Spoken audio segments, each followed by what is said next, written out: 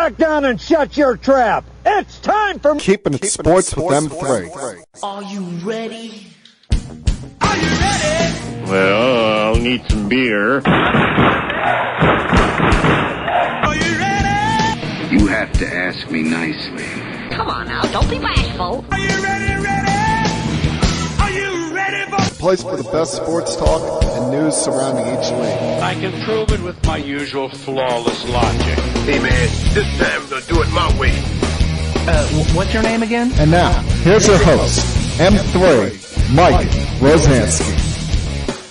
Coming to you from Cherry Hill, New Jersey. It's time for Keeping It Sports with M3, powered by the Connecticut School of Broadcasting. Good afternoon, everyone. Hope everything's going well for you here on this Monday, the 26th day of September, final Monday of the month. Hope you all had a great week, had a very fun, safe, relaxing, enjoyable weekend. Weekend filled with a lot of football all the way around. Get to that throughout the hour. History being made in baseball, just not the history that we were expecting or thought was going to come first, as well as a very surprising, unexpected story coming out of the NBA. Kind of came out of left field midway through last week. So I'll give you some thoughts on that as we move along here. But, of course, going to start with football. And, you know, sometimes, even as a fan of a certain team, you know, it sucks going to the games. And the viewing experience, of course, is not as good as it is on TV because you're not as close or feel as close to the action as you would be sitting on your couch watching the game on your television set because the camera's right on the field. You know, if you're like me, you're at MetLife Stadium or whatever stadium you go to watch football, it feels like you're a football field away from the action. There's sometimes they feel like, you know, tiny little ants you're looking down on. But the worst thing that happens when I go to Jets games, besides the way the team plays, is that I miss what else is going on around the league. Because on a week like this coming Sunday when the Jets are on the road, I'll have them up on the TV, but on one of my iPads, I will have the NFL Red Zone. And if I were sitting home in the 1 o'clock slate yesterday, I would have been stunned from what I was seeing from two of the high-powered offenses in this league, the Chiefs and the Bills. Now, I know they say any given Sunday, and you can have as much stats, statistics as you want, doesn't measure the human heart. But you're going up against two teams who had a lot to prove. First, in the case of the Chiefs, going up against the Indianapolis Colts, who are feeling the heat. Frank Wright, after 2 weeks, is already getting questions about his job. People are saying, oh, did we overestimate this team in the offseason? So they're desperately seeking a win after an 0-1-1 start. And you would figure that, the Chiefs, more talented team, better quarterback, more locked in at the quarterback position, this would be kind of an easy day for them compared to how the Colts have played the first 2 weeks, especially getting blown out and shut out by the Jaguars the previous week. But this is the biggest problem I have with the Kansas City Chiefs at times. You know, even without Tyreek Hill, they're still immensely talented. I mean, you have one of the best 2 or 3 quarterbacks in the sport, arguably the best tight end in the sport. They're deeper at wide receiver than they were before, but still no one is Tyreek Hill. And you still have some electrifying pieces on that defense. The problem is, at times that they are too good and they get a little sloppy. They act like, oh, we can just roll the football out there and everything's good. I've referred to it in the past as being, kind of too cool for school, if you want to refer to it in that fashion. Because, the sloppiness by the Kansas City Chiefs yesterday, it's one thing you're doing this in the preseason. And it's early in the season, still time to clean this stuff up. But Andy Reid, if I'm him, I'm going into the locker room, I'm yelling at the team today. Like, that was unacceptable, some of the things you're seeing. It's bad enough you have more muff the punt on the opening kick back to you. You get a great stop, and you're thinking, oh, we're going to get our offense on the field. But no, muffs the punt at right there in Kansas City territory, gives Ryan and the Colts easy field position to go up 7-0 early. But then as they went on, you had a lot of the foolishness. First, you get the argument between Mahomes and Bieniemy at the end of the first half, where Mahomes wanted to go for it, wanted to be aggressive. They still had time on the clock, still had timeouts, and Bieniemy rather be conservative and get the guys back in the locker room and readjust for the second half, which I could see both points of view there, especially when you're Mahomes. You want to try and pull the old school New England Patriots where you get the double dip, you get a score right before half, and then you come back out and you end the football to start the second half. But Bieniemy was watching the way this offense had been playing, saw some key drops by Kelsey in the first half, and thought, you know what, let's get back to the locker room, let's readjust things. And it led to a little bit of a back and forth there that eventually Andy Reid had to break up. But in the second half, you saw more of this, whether it be having to settle for a field goal after a long drive, and some of that was due to their own stupidity, getting a delay of game penalty on a 4th and goal at Indy's 2. You figured that Andy Reid was going to go for it, but once you get the penalty there, you're left with settling for a field goal attempt. Then you decide to get cute. First, you run the gadget play with Townsend throwing a pass rather than holding for a field goal. You go for the fake field goal, and it screws up anyway. And there was still a penalty on that play as you got called for an illegal man downfield. On the very next drive, what a surprise, Matt Amendola misses a field goal. And from there, you saw even more undisciplined because it looked like you were going to get Indy off the field. You looked like you were going to have them, saying, oh, close but no cigar here. But you got that unnecessary, unsportsmanlike conduct penalty against Chris Jones that extended a long drive for the Colts where, the Colts, nothing about them is quick. We know Matt Ryan is a stationary target. He's not a mobile quarterback. So he's not going to be chucking the football up and down the field, not going to be taking off and running with the ball either. He doesn't have those kind of weapons, and he's never had that kind of speed. But they're taking a lot of time off the clock, running a lot of plays here to the point where when they finally score, barely left Kansas City any time left on the clock. And at that point, you almost put it in kind of a panic mode there, leading to the tipped interception that would end this game. It was just, all the way around, it was a sloppily played game by Kansas City. And you saw the same thing from the Buffalo Bills down in Miami. I know playing in Miami in the month of September can be a tough call, can be a tough task because, unlike up here, they're still feeling summertime weather, something they get to enjoy most of, if not all year long. But, you look at this just on the stat sheet, you would think, oh, the Bills blew them out. They put up over 500 yards of offense. Allen threw for over 400 yards, even though it took a career high in pass attempts to do so. But you had a lot of mishaps by the Bills.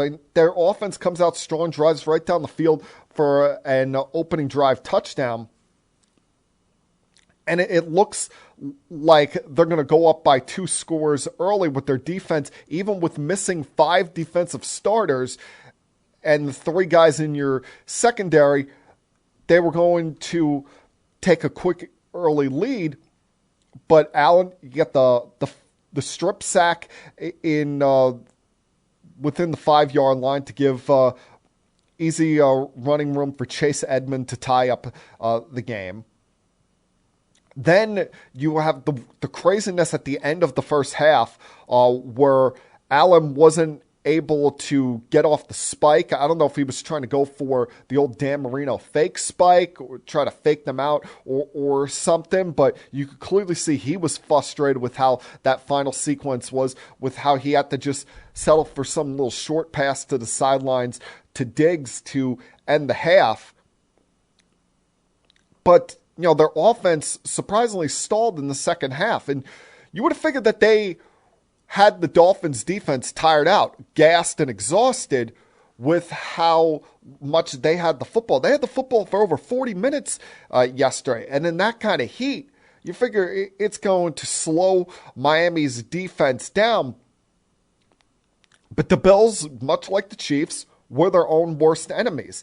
Whether it was having to settle for 2 long field goals after long drives, thanks to a false start penalty on the offensive line, and as well as then when they had to settle for an even longer field goal, they missed the kick there.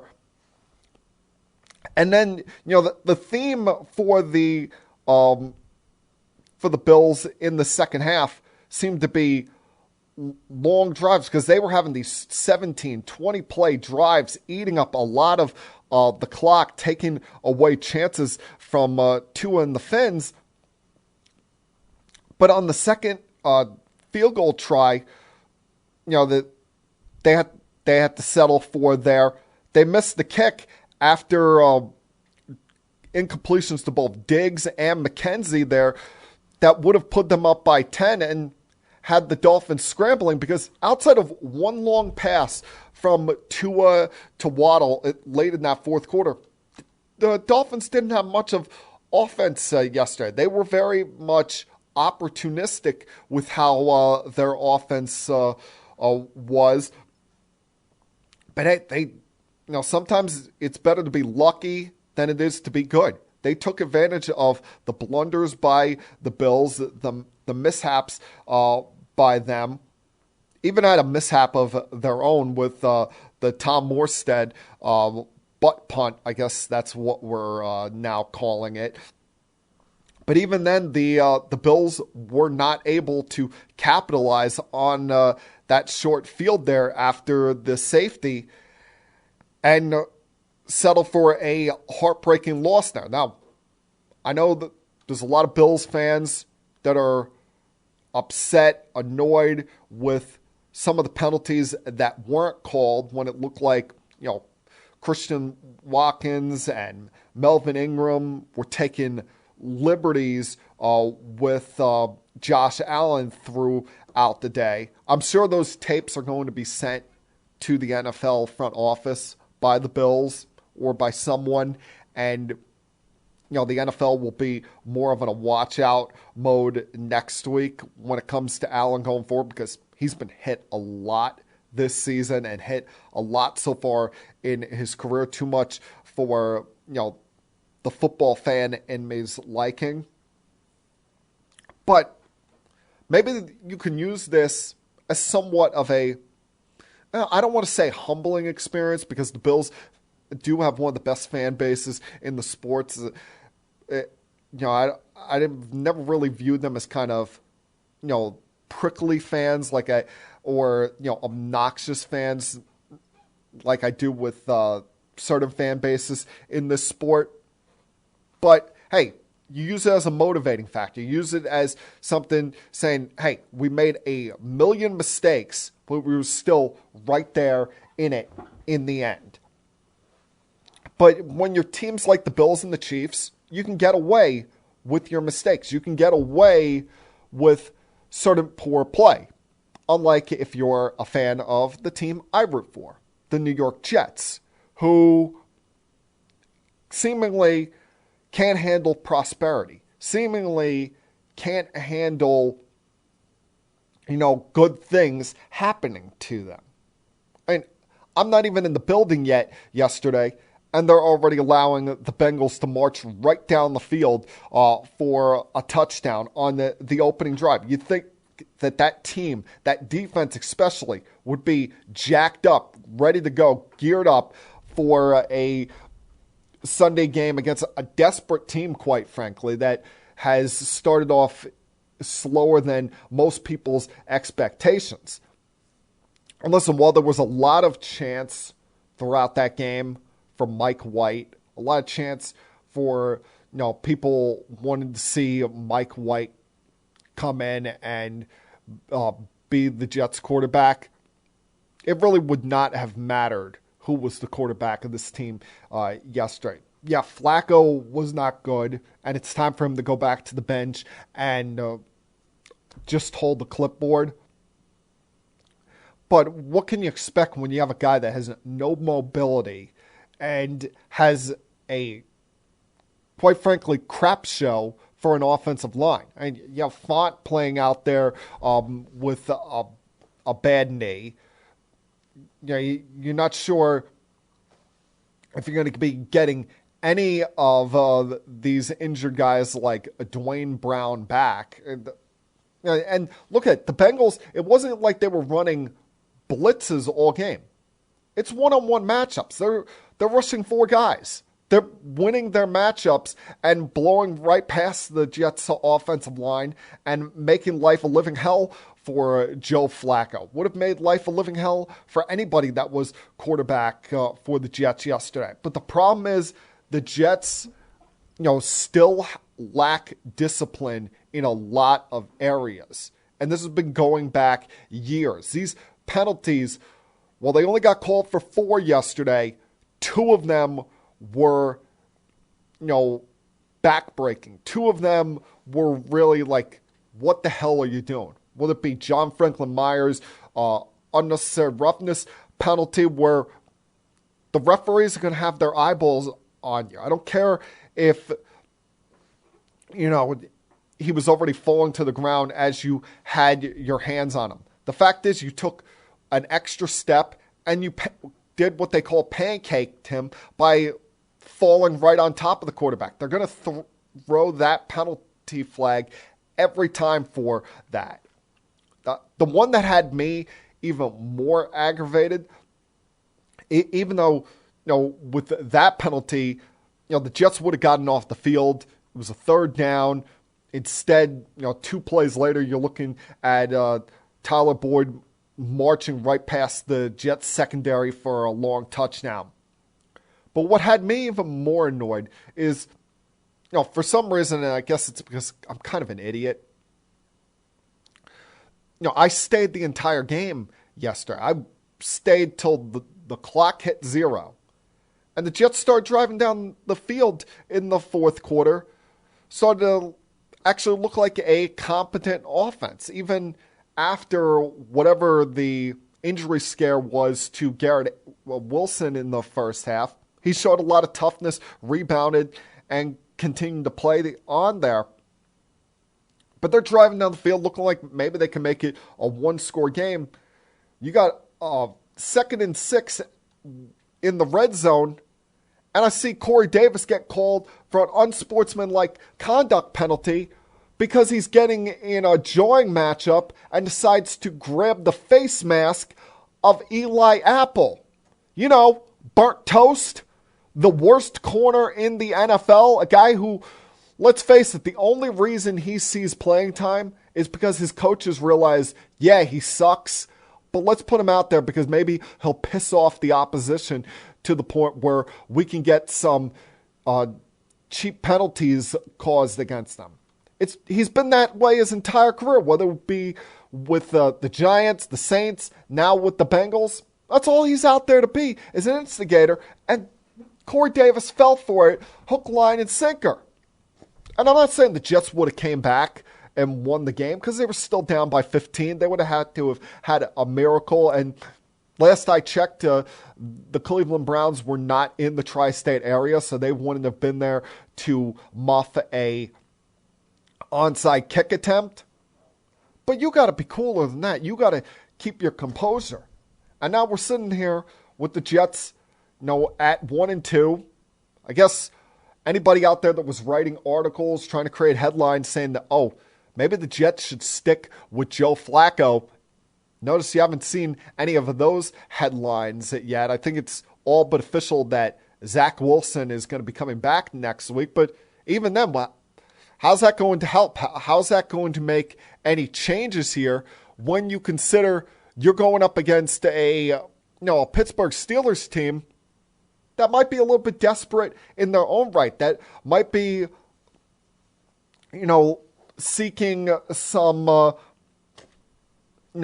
desperate times for a win. They're looking at the Jets and saying, that's a get-right kind of game. Even without T.J. Watt, they're referred to as Blitzburg for a reason. They're going to bring that extra man, bring that extra effort, especially at home in front of their home crowd, against what is a beat-up, depleted Jets offensive line. And while it could help a little bit the fact that Zach Wilson's a mobile quarterback, remember, he hasn't played since the second drive of preseason. He missed a large chunk of time there. That's over a month and a half of game reps, of game action. So this is not exactly the matchup you really want him coming back for. And between the Jets' offensive line and whether the Steelers at some point during this game decide to make a change of quarterback, because quite frankly, Trubisky looks like a lost puppy dog out there, looks like a guy completely shot of any confidence, especially when he looks over his shoulder at practice every day and sees Kenny Pickett standing there knowing that he's the future and I'm not. Those are the biggest questions coming into this matchup in week 4 coming up on Sunday. So,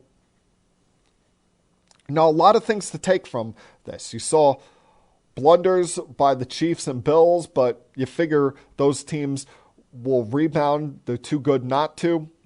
But the Jets continue to make me miserable, continue to not handle prosperity well, and even worse, show a lack of discipline. And now they're going somewhere where, that lack of discipline going up against the Pittsburgh Steelers can really come back and bite them in the ass, especially with the young quarterback now coming off a knee injury.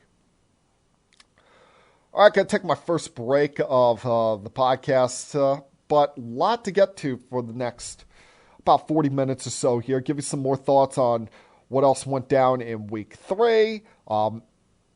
As I said earlier, there was a surprising story that came out in the NBA last week. Got to give you some thoughts on that with the potential craziness that could be happening with the Boston Celtics.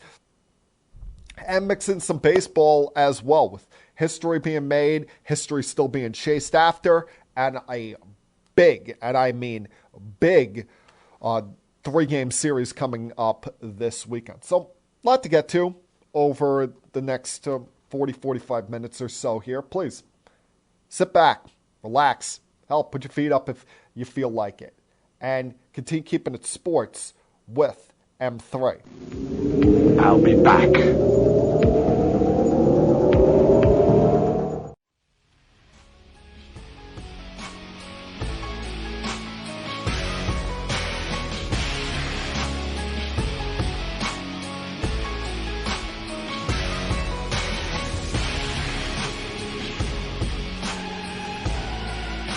not even just as a Jet fan. I think I'm not alone as a football fan, feeling a little bit disheartened or annoyed on this Monday based on my team's performance yesterday. When you're a team that doesn't have great history, you cherish those wins. You try not to go out of control, go crazy, go insane, and think too far in the future. You want to stay within the moment, but you're happy and you hope to build on that. And I'm sure that's what my buddy Billy out there, who's a big-time Detroit Lions fan, was thinking after their big win over the Commanders last week. But the Lions, yesterday was one where when you're a youngish team, you got a young coach, you got to learn how to win those games. Those are heartbreaking losses that you got to... The biggest thing with any team when you're trying to turn things around is closing out the close games. It's one thing to have the comeback victory or have the occasional ass-kicking where you just... It's clear and obvious you're the better team. But when you're a team that is more talented than you, as they were going up against the Vikings yesterday, you got to learn to close those games out, especially up 14-0 in the first half, up 24 to 14 in the third quarter. I mean, that is the next ingredient for the Detroit Lions, and they missed a lot of opportunities. You know, it's one thing, you missed the field goal on the first drive of the game. That kind of stuff happens. But then you try to build a little bit of momentum and put yourself up by 2 scores, being aggressive. I like the mentality there by Dan Campbell, going for it on the 4th and 1 at midfield, because first half, a lot of coaches would just punt the football away. But Dan Campbell is trying to ensue confidence in his group, trying to ensue a new winning mindset there. But when you fail to convert like that, you set your opposition up for good field position. And the thing is, between that and then not taking advantage of the screw-ups by the Minnesota Vikings, will it be you're up by 10 in the third quarter, you get the Cook fumble in your own territory, but you go 3 and out right after that. Then you have a missed field goal that put the Vikings in great field position, and that they were able to pick you apart. With only about a minute to go, Cousins seemed just locked in on Osborne there, and the Lions were not able to respond, were not able to handle that success there. As I said, that's the next step for that group that Dan Campbell's got there. They're heading the right direction. I still not in love with the quarterback, though. I'm not going to hold the interception against him yesterday, considering it was on a Hail Mary. But you got to learn how to close those kind of games out on the road against a division opponent. Those kind of ones are what take you from being a cute story to a good team to then hopefully, brighter pastures ahead, brighter days ahead for the Detroit Lions.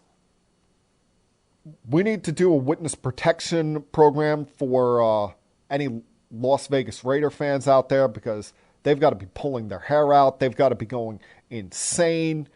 0-3 in the first 3 weeks of the season. And you've been in every game. You haven't gotten your ass kicked. You haven't been shellacked. And you've lost by a combined total of 13 points. It's just, the Raiders' last week's loss sunk into this week. They never had a lead in this game. Were never really able to get going, especially they had 6 trips to the red zone and settled for 3 field goals. You had an interception by Carr there when you were down by only a touchdown in the fourth quarter. Now, your defense was able to hold serve and get the football back. But even when it looked like, all right, maybe it's our turn, tie up the game, force overtime here, you had the failed 2-point conversion attempt there in the later stages that now has you sitting at 0-3. Now, the positive here is you're going to Denver next week.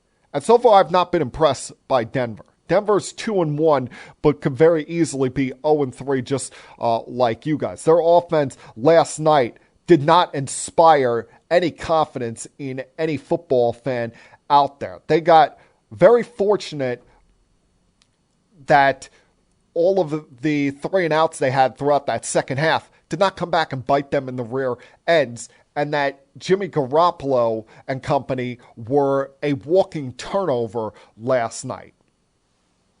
Now, the worst, I'm not sure what was the worst of them all, whether it be as far as backbreaking or stupidity-wise. You know, the backbreaking one, of course, is the Kareem Jackson interception with about 2 minutes to go. Although you did get the football back there, but Kareem Jackson was, football hunting in that final 2 minutes, getting both an interception and a fumble recovery that kind of sealed that game up for them. But Jimmy Garoppolo, he let Dan Orlovsky off the hook yesterday. I mean, Dan Orlovsky, remember years ago when he was the Detroit Lions quarterback, he ran out of the back of the end zone not realizing where he was. But you can almost understand that because Dan was a career backup quarterback. Jimmy Garoppolo is 1 week into getting the job back, and yesterday seemed like he was trying to give it away to whoever is left on the 49ers depth chart between the fumble at the end of the first half, or beginning of the second half, or the fact that he's just not paying attention to the white line, and it's not like he's being chased back. He takes his 5-step drop and steps right into the boundary line.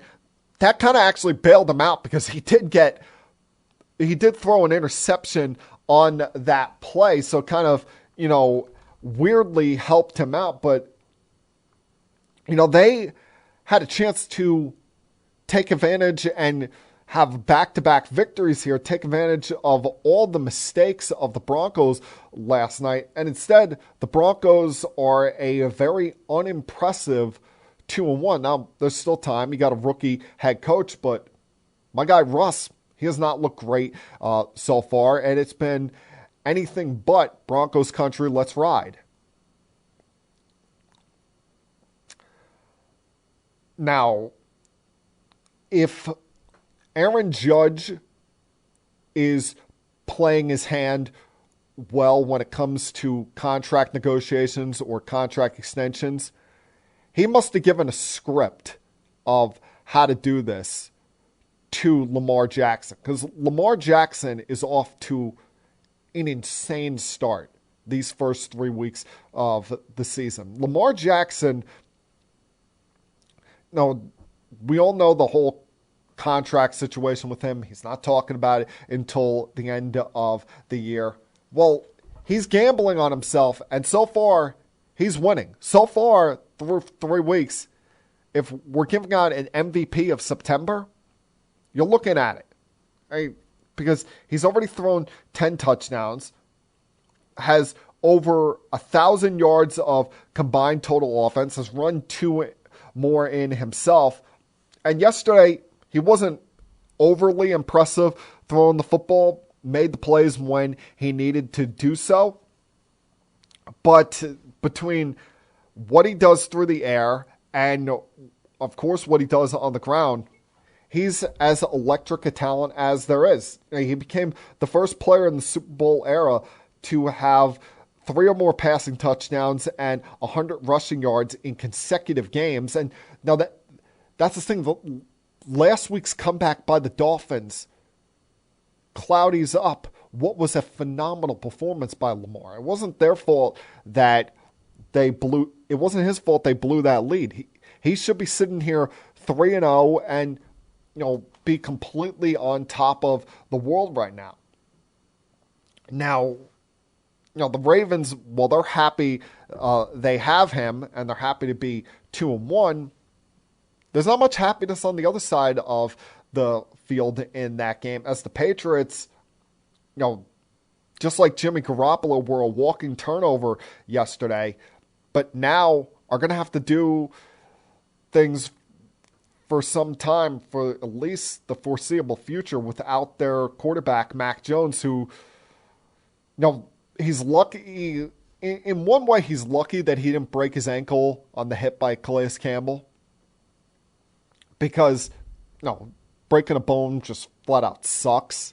I've never experienced it, but it just does not sound like a pleasant situation.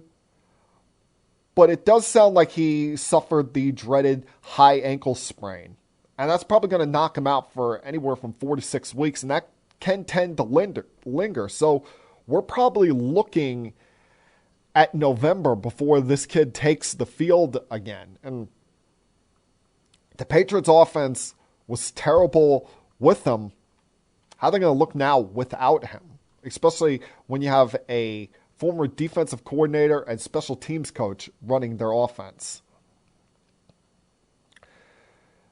Yesterday was the day that the Eagles and their fans have been circling on the calendars for a long time, as they put a hurting into Carson Wentz, both literally and figuratively.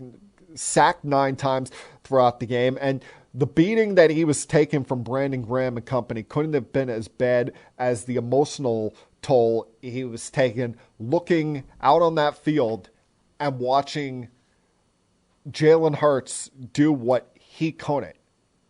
Show that he can be the long-term answer at quarterback for the Philadelphia Eagles. That they have an offense that fits him, fits his playing style. He's got a ton of weapons around him. And then when you have a ferocious pass rush and defense like that, you're going to win a lot of games. And when you look at the rest of that NFC East, you see the Cowboys, and who knows when Dak's going to be back, and them dealing with the offensive struggles. The Giants, who we'll see how things go with them on Monday Night Football tonight, but haven't been impressive offensively, have mostly been winning games defensively, but haven't faced that true threat yet by any offense. And then there's the Commanders, who, as much as I like Ron Rivera as a coach, seemingly can't get out of their own ways. So it's right there for the taking for the Eagles to kind of, I know it's early, but run away and hide with this division. Panthers finally won a game, but this was a game of which quarterback could be more unimpressive. I mean, Baker certainly didn't light up the scoreboard, but Jameis Winston, it's funny. He claims to have laser eye surgery, but still can't throw to the right people. He's thrown 5 interceptions now in the last 2 weeks, and you mix that with a missed field goal, a blocked field goal, Alvin Kamara's fumble early on. I mean, the Saints, quite frankly, they should be 0-3 right now. They benefited off of the Falcons choking a big lead in the first week. There's nothing been exciting or jaw-dropping about the Saints so far this season. And we thought that they were going to be the number one competition for the Tampa Bay Bucks in that NFC South. But even with all the struggles that the Bucks are going through, whether it be the injuries they're dealing with, and they're without Godwin and Jones, that compiled on top of the Mike Evans suspension yesterday. You figure when these guys all come back, they'll still have enough time to get this offense gelling, still have enough time to, mend things together and become a cohesive unit. Now, what kind of role is Cole Beasley going to play in this? They signed him off the streets this past week. Not really sure, but they could use all the help they can get. That it was, kind of a, hard to. You would figure that Rodgers, Brady would be eyes glued to the set, must-see television. But it was a hard-to-watch game between these two sides yesterday, especially after the first two drives from the Packers. Their offense became kind of sluggish.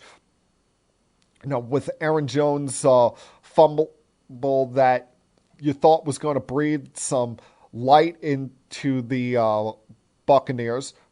But Perriman fumbled the ball right back to them. And, they were never really able to get anything going offensively. First drive in the second half, Russell Gage fumbles. Then when it looks like they're going to be given a chance after Logan Ryan picks off Rodgers late in the game, once again, they have to settle for a field goal. And even when you think, maybe they're going to send this game to overtime, no, that they drop the 2-point conversion and come away with a 14-12 loss. I'll tell you, you look at offenses around the sport yesterday, not a lot of impressive showings. It was more of the defense that was up to par, up to playing to their capability. I mean, unless you're the Jacksonville Jaguars, who had a field day on the Chargers, there's no one's offense. You want to throw the Ravens and Eagles in there, fine, but no one's offense really stood out. No one's offense you looked at and said, wow, that was fun to watch. That was awesome. And maybe this is a sign for all of these head coaches, all these front offices out there. Take the preseason seriously. All right, stop treating the month of September as your preseason. Yeah, injuries are going to happen, unfortunately. But everyone long ago got scared off by certain star players who got injured in the month of August during preseason games. And they saw what Sean McVay had been doing the last couple of years, where he wasn't playing any of his starters, even a single snap in preseason games. And they would always get off to good starts, including, last year's Super Bowl winning team. None of their starters played in the preseason. You look at the Rams offense. Their offense has been so far.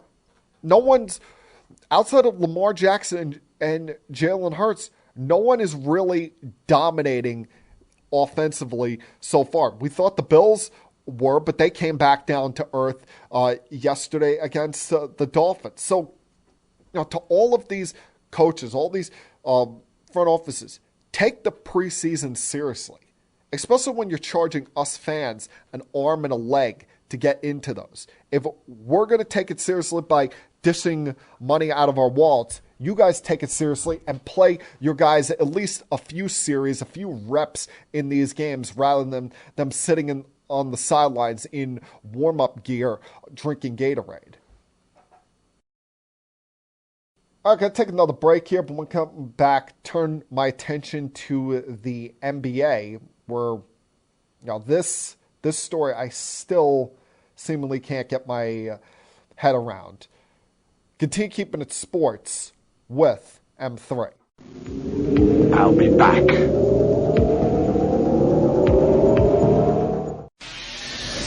Connecticut School of Broadcasting founder Dick Robinson. You know, the media business has changed a lot since we opened our doors in 1964. Now media content is everywhere, on air, online, on the go. More than ever, companies are looking for people to help drive this new media. At Connecticut School of Broadcasting, you'll get hands-on training on the latest software and equipment in a matter of months, not years. Connecticut School of Broadcasting has placed thousands of grads in broadcast media careers. It's all about versatility. You see, at a radio station, if you also know how to shoot, edit, and post videos, you become a pretty hot commodity. That's the training you get at Connecticut School of Broadcasting. Connecticut School of Broadcasting, with locations up and down the East Coast, from Massachusetts to Miami. Call 1-800-TV-RADIO or log on to gocsb.com. Connecticut School of Broadcasting, the nation's oldest and largest group of broadcast media schools, redefining training in radio, TV, and new media. Get trained. Get connected.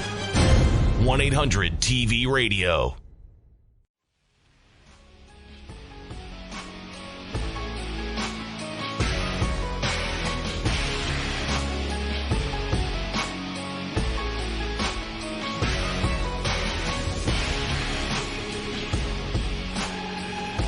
I want to get back to a story that I talked about last week that was a featured topic of mine.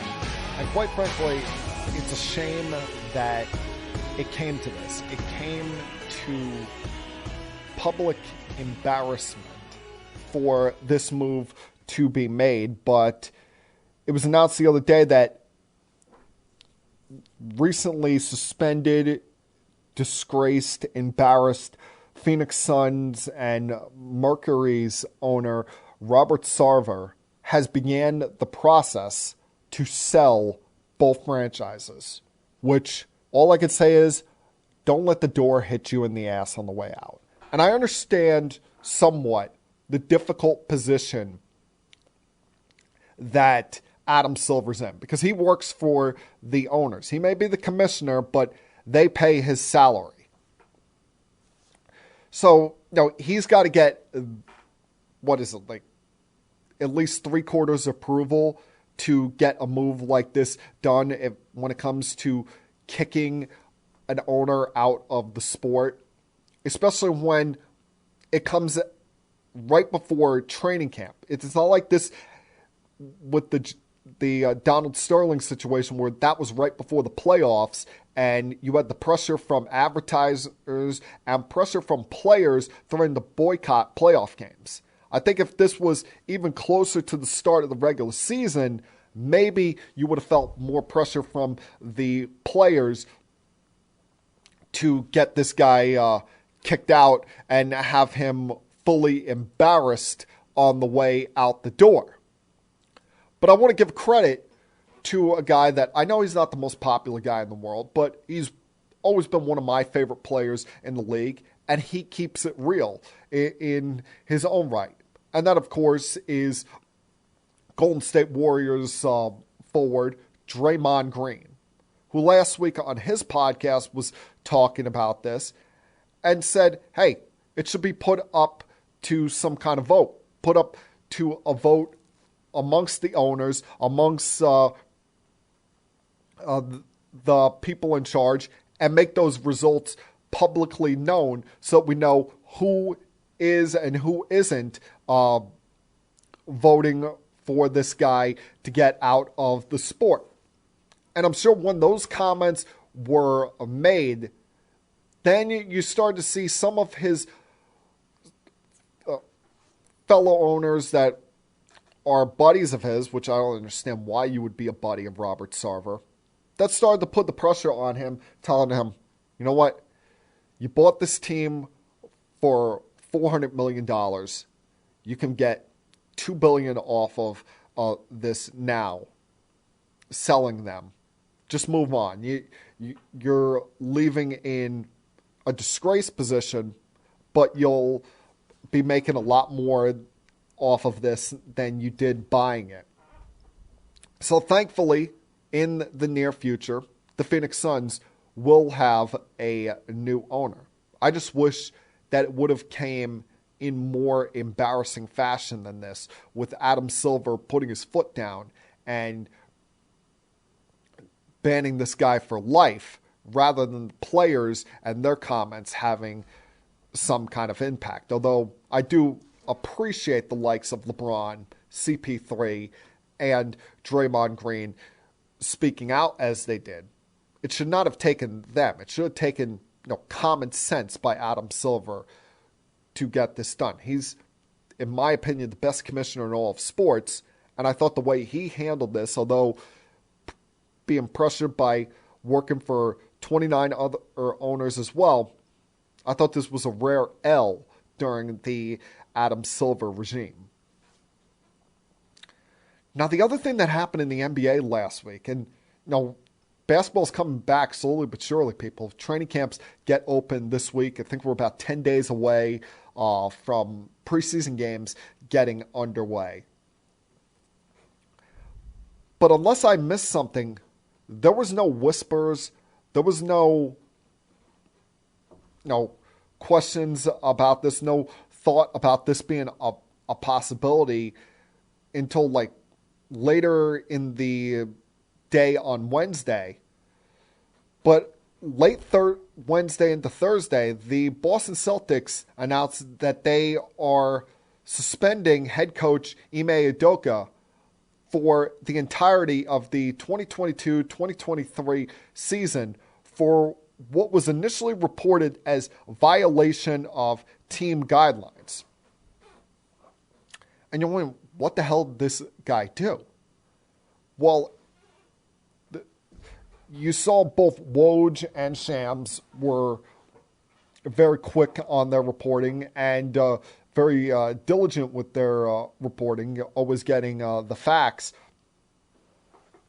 As initially it was reported that he broke team guidelines by having a consensual relationship with a female that was part of the Boston Celtics coaching staff. And you're thinking, wait, if it's a consensual relationship between two adults, why the hell is he being suspended? It's one thing if you don't want relationships taking place in the workplace and that they're showing a little too much lovey-dovey affection for each other in the workplace and you want them to knock it off. That's one thing. And you want to handle this internally, fine. But why are you making it public that there's potential for punishment here if it's a consensual relationship? Well, as we've gone on, we've seen that initially Ime Udoka thought it was a consensual relationship. And then a couple of months ago, sometime after their appearance in the finals, he made some inappropriate comments toward this woman that were deemed too far over the line, unnecessary, that led to this investigation internally by the Celtics that have gotten us to this point. And there's questions I have about this. First it was, why'd they make it public? Well, clearly you can't just suspend your head coach without there being a reason. Now, they didn't go into full details about this based on respect for the female employee that still works there. Clearly, it seems like she might be the victim in all of this, as well as worry about any legal ramifications of, still trying to figure out his contract situation, which he was set to make $3 million this year, but now it sounds like he's going to have his salary cut in half. Now you also have to ask, what's his future in Boston? Because have we ever seen a team have their head coach suspended for a year and then keep him after that year? Remember, well, I know it's a different sport, but when the sign stealing scandal happened with the Houston Astros, the Astros immediately fired A.J. Hinch when he got suspended for a year. The Red Sox immediately fired Alex Cora, even though they would eventually bring him back after a year of punishment. So who's to say that the Boston Celtics are going to keep this guy around after 1 year? Because this team could be coached completely differently than the way he coached them, where they're less about a defensive first mentality and go back to some of the sloppy habits that they had before. I don't know how this guy Joe Mazzulla is going to do as their interim head coach. And why are we going with this? Why are we just accepting this? Why are we going with this idea with this guy being is the head coach here? Yeah, he's my age, and we've seen plenty of young coaches be successful throughout the sports world. But this guy, even though he's worked his way up the ranks, first starting as a Division II assistant coach, then being a coach down in the G League, having a successful track record at Fairmont State as their head coach before eventually becoming an assistant, first under Brad Stevens, now with Udoka in 2019. Why are we going with this guy for a head coaching spot when the head coach was suspended for violating team guidelines? Have you not looked at this guy's history? Have you not looked at his checkered past? I get it. People are young. People can grow and learn from their mistakes. But let us not forget, people, in 2008, when he was still in college, he was arrested twice. Once in 2008 for underage drinking and aggravated assault at a Pittsburgh Pirates game. And then in 2009, he was arrested for domestic battery after an incident in a bar, a case that had to be settled at a court. And I get it. He's paid his debt to society on this, but he doesn't have the cleanest of history as well. And have we done a full-on investigation into this guy to make sure he's totally on the up and ups here? And why have we heard from any of the Boston Celtics players? Today would probably be the day due to the fact that media day is the Celtics media day. But what's the reaction of Jason Tatum? What's the reaction of Brown, Smart? The rest of that crew. Right before training camp, you lose a head coach that took you to the NBA Finals in his rookie season.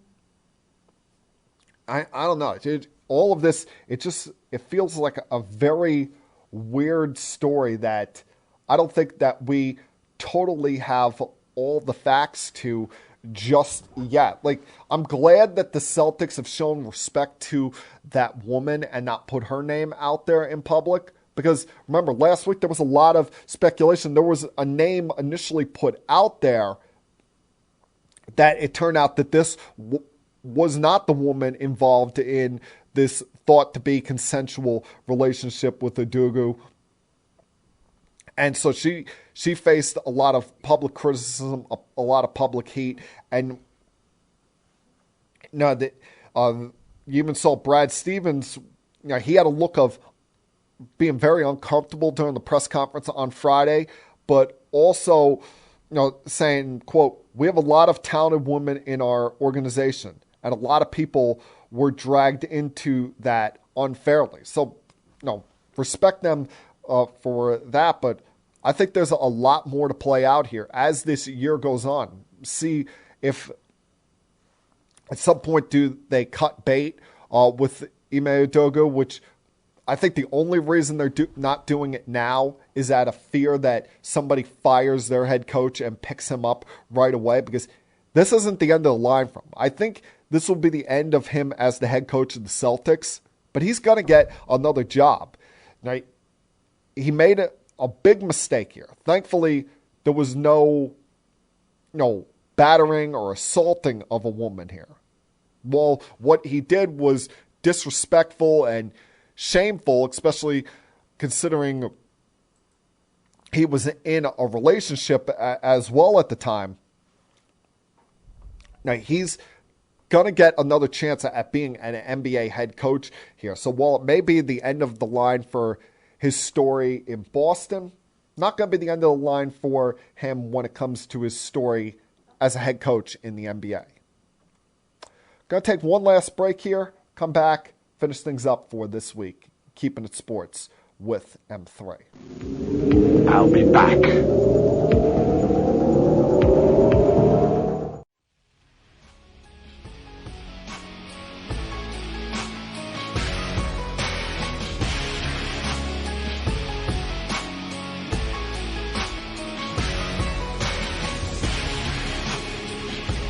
As if it wasn't already bad enough that the New York Yankees were not able to acquire Luis Castillo at the trade deadline from the Cincinnati Reds. And I was kind of annoyed by them not being the ones to pull off the trade and Seattle outbidding them, just based on the fact that I think the Yankees do a little bit too much prospect hugging with some of these prospects, especially considering most of them are shortstops. You figure all of them are not going to play for the Yankees. All of these prospects that they have ranked in the top 100 in the sport are not going to turn out to be stars. You hopefully hope for two, maybe get lucky, three of them do. But I was willing to give away some top prospects and get Luis Castillo, but they got outbid big time, did the Yankees.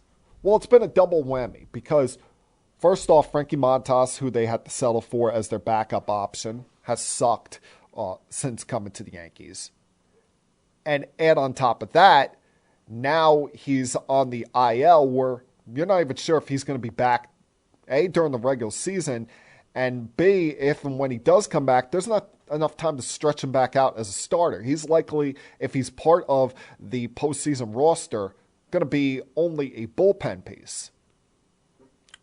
Well, it was made even worse the other day when you saw the Seattle Mariners, who must be in the season of giving out contract extensions, because we're a couple of weeks removed from them giving out the historic contract extension to Julio Rodriguez. Now they've given out a long-term contract to Luis Castillo, giving him 5 years for $108 million with a vesting option that can make it $133 million. They got him on a very team-friendly deal when you consider the type of pitcher he is. He's not even 30 years old. You still had him for a year of control, and he was willing to give up that year of control to take more security. And you can understand that with how much we're seeing guys go down with injuries in recent years in this generation. Now, the Mariners did put in some protection as well. If between 2025 and 2027, he has to go on the IL for Tommy John surgery that keeps him out for or any type of UCL repair surgery that keeps him out for beyond 130 games. The Mariners will receive a $5 million option season from him in 2028. So rather than that 6-year option being vested for $25 million, they'll get a top-flight pitcher for only $5 million. Now, for his sake, I hope he doesn't have any arm injuries, but just another reminder of what could have been. And now they've got their rotation set with two lockdown pitchers at the top of the rotation in Castillo and Ray, mixed in with some kids behind it. And the Mariners, they're going to make the playoffs this year, but they're going to be in a pain in the ass in the years to come in the American League.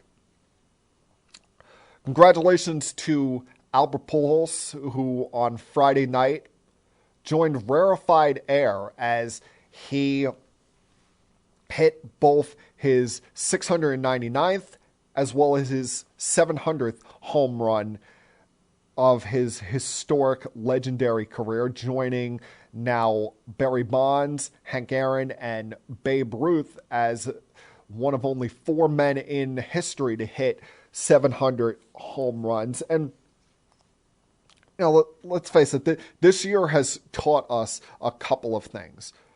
One, that Albert Pujols never should have left the Cardinals. And even after 10 years away, he's still so beloved in that city. And I love the second half renaissance he's going on here, that he's just motoring right through the finish line, because one way or another, this is going to be it for the machine. And 2, to just sit back and appreciate greatness before you. He's not as good as he once was, but recently he's been on this hot streak. He's been on this tear.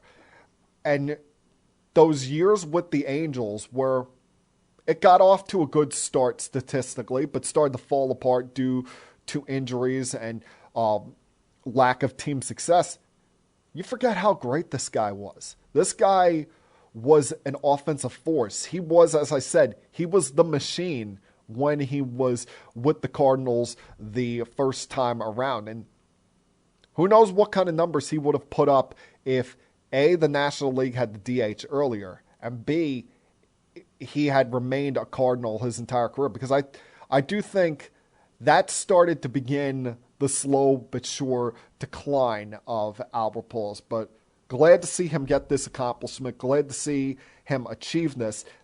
Not exactly the home run, record breaker, home run milestone that I was hoping for in this last week, as I was more so hoping that it would be Aaron Judge getting his 61st and 62nd home runs of the season. But he did last Tuesday night reach the 60 home run mark, and that kind of set the Yankees blazing here in this 7-game win streak they have, because they were doing nothing against Pittsburgh Pirates, and then he hits the home run in the bottom of the 9th inning, and boom, boom, boom, within a minute and a half, you got the bases loaded there. You get a single by Rizzo, Torres gets on with a base hit, Donaldson walks, and then you get the grand slam by Stanton that really got this team going, got the place up for grabs. As insane as they were going for Judge's 60th home run, you got them falling all over each other for Stanton's walk-off. Now, I do think spending the next 3 days in Toronto will help Aaron Judge a little bit, because I started to notice on Friday him pressing a little bit when it comes to trying to do this. Friday seemed like it was the first time he was actually trying to hit a home run. And I can understand the mindset, because he wants to do this record at home. He wants to make this history in front of the Yankee Stadium crowd. But look at what's happening every time he steps to the plate. You're having the game essentially stopped as the umpire has to go over and change the baseballs, making sure he's getting these special baseballs with the marker on it to show that this is the ball if it does get hit into the seats. And you're having the entire stadium rise as one. It feels like the Yankee fans are there not to see the Yankees win, but to see Judge have this historic moment, have this historic milestone. So with all the eyes on him, it's got to be, even as cool customer as he is, it's got to be a slightly nerve-wracking thing, because this is different from Jeter's 3,000th hit. No one expected Jeter was going to hit a home run for his 3,000th hit. We were just hoping for that base hit to happen at Yankee Stadium. We're sitting there waiting for one of the best home run hitters in the sport to hit a home run. It's not just an easy thing to hit the ball 400 plus feet and for it not to be caught by an outfielder, for it to be going over that wall. So maybe these 3 days up in Toronto take a little pressure off him. if I were Boone, I wouldn't hesitate to give him a night off, especially if, say, they win tonight and that locks up the East, that the magic number right now is down to 1 or 2, and all it's going to take is one win against the Toronto Blue Jays. If they clinch tonight, he has a couple of hits but not a home run, I wouldn't hesitate to sit him tomorrow. Give him a full, real day off, because he has been playing not just every day, but with the exception of Sunday night's DH night, he's been playing every single day for like a month now and been carrying this team even before this run that they've gone on since the start of September to kind of put the woes of July and August behind them and fully lock up this division. But, hopefully he does get that done this week. It'd be a shame to see him not hit a home run again for the rest of this season after coming so close to this record. But that will definitely be something to keep an eye on, as well as the big series coming up this weekend in the National League East, where it's going to come all down to this, people. Mets versus Braves. Who's the 2 seed and who's playing in a wild card series in the first round? They've put enough distance between themselves and the St. Louis Cardinals that the winner of this division is going to be the 2 seed and have a first round bye and home field advantage in the NLDS.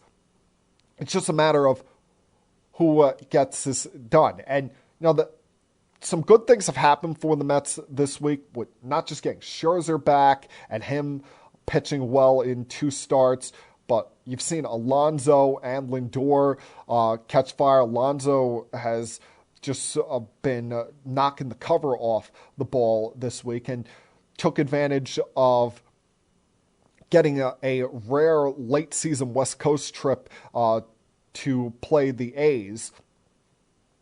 But even around the craziness that was Saturday with DeGrom getting knocked around there, we're still taking care of business. But we sit here at the same place we were at about a week ago this time. They're a game and a half up in the standings. The Braves have a game at hand. And outside of this series, these 2 teams pretty much have a cupcake schedule here going forward, as the Braves are playing a 3-game set with the Nationals starting tonight, while the Mets have a 2-game set with the Marlins at Citi Field on Tuesday and Wednesday, before these 2 teams will collide in Atlanta over the weekend to ultimately decide the National League East one way or another. Because after that, the Mets will finish with the Nationals and the Braves will finish with the Marlins. And you don't figure that much is going to change as far as standings is concerned after those series. So this is going to be what decides it. And the Mets, they've got their horses lined up. They've got their top 3 in their rotation. Bassett, DeGrom, and Scherzer lined up for this series. And like I said last week, they have to win this division. They cannot afford to be a wild card. When you look at the fact that Lindor and Alonso between them have each only missed 1 game this entire season, and the fact that you want your big 3 in your rotation to start a division series. You don't want them to have to be used in the wild card round just to get through that round. And then in the first round, you got to go out to LA and play the Dodgers and hope to, at the very minimum, manage a split with Taijuan Walker or Carlos Carrasco on the mound for games 1 and 2. You want to be in a position where you get the first round bye, you get a division series with a fully rested, fully ready to go either DeGrom or Scherzer in game 1, so that, heaven forbid, there's a game 5 in that series, you bring them back to start that game, with the other one ready to go in the bullpen to back them up and get the ball to Diaz in that. So it's all on the line this coming weekend. It's going to be fun. It's going to be interesting. As someone who's got no dog in the race there, who's just a diehard baseball fan that will be an interested observer, while I've got one eye on the TV on Aaron Judge, I'll certainly have my other eye on the iPad watching Mets Braves this coming weekend. See who's going to be that number 2 seed in the National League. And that, my friends, was Keeping It Sports with M3 from Monday, September 26th, 2022. Everyone, please have a great night. Have a great week. Stay safe with whatever you're doing. And I'll talk to you guys again, same time next week. Until then, peace. We have to go. Good night, everybody. I have had enough of you! Thank you for all the fun. Thank you. Hey, shut up, will ya? I don't want to see you, I don't want to hear you, and I don't want to smell you. Now leave. I'll be back.